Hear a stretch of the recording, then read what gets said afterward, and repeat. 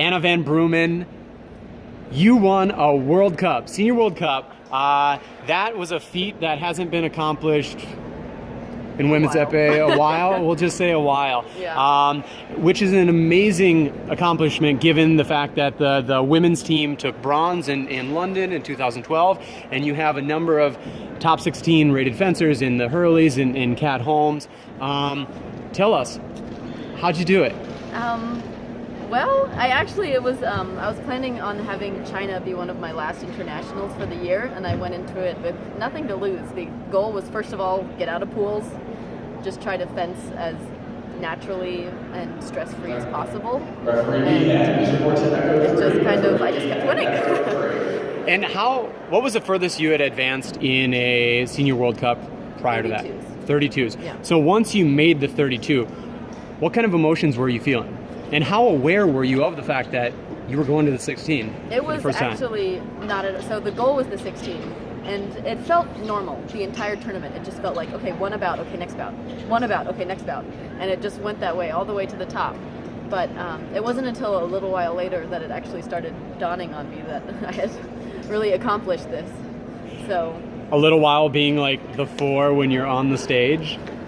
Not quite, actually. Like a few days later, when I was getting back to campus and everyone was congratulating me, I was like, wait a second. Like, I had actually pictured that happening many times and kind of been like, oh, that's kind of silly, don't think about that. And then it actually happened, So a really strong focus on the present and what was immediately before you. What were you feeling, though, in your fencing, either in your actions or your footwork, your ability to defend?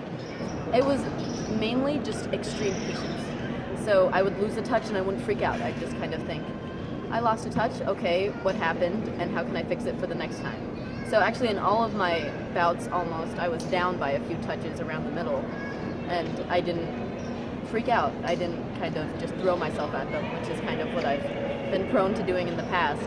I took it touch by touch, the classic touch by touch, but it actually went that way. And it was, so mostly I'd say patience, being able to stay on my half of the strip and being able to wait for the touch to happen instead of forcing it. Like Princeton teammate and fellow senior women's epéist Kat Holmes, you also took an Olympic red shirt last year. How helpful was that in this result and allowing you to be so patient throughout the bracket? Extremely helpful. Definitely without that year off, I wouldn't have been able to achieve this, especially emotionally. I think it was I took the redshirt year off and didn't make the team. And that was, at first, it seemed like the end of the world. And then I kind of realized, you know what, it's just a sport. You're doing it for fun. There's really nothing to lose. And so that's what helped, going into that tournament. I realized I'm doing this for fun. There's nothing to lose. Even if I do badly, I'm not going to die. It's just a tournament. And that's essentially just kind of being grounded is what helped me. And that's what I got especially out of that year off. Of course I improved my fencing, etc., but it was that emotional kind of sigh of relief that it's not, if I don't make one team, it's not the end of the world. It's okay.